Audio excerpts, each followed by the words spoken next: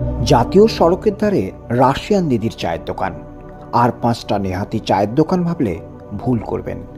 এই চায়ের দোকান জোর করে বন্ধ করে দেওয়ার অভিযোগ উঠেছিল। তারপর অনেক লড়াই, মিলেছে জয়। প্রশাসনের সহযোগিতায় নতুন করে চায়ের শপ খুলেছেন দিদি। এখন সন্ধে নামলেই দোকানে উপচে পড়ছে ভিড়।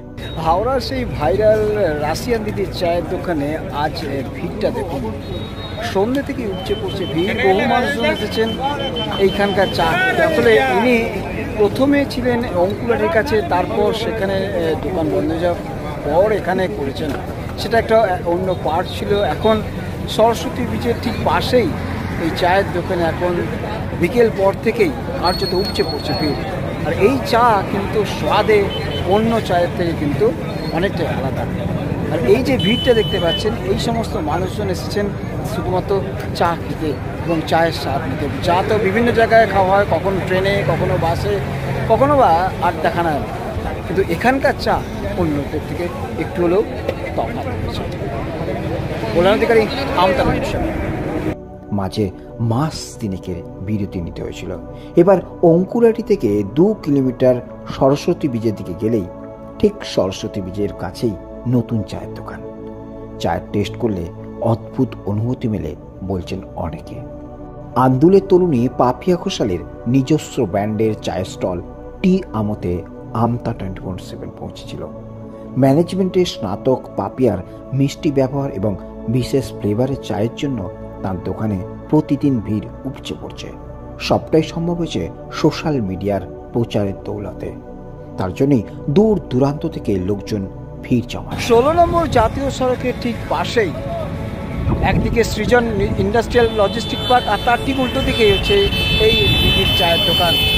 চায়ের দোকান কার্যত ভাইরাল। আর এখানকার চা খেতে বহু দূর দূর থেকে মানুষজন আসছেন আর চায়ের স্বাদ পরখ করে দেখছেন।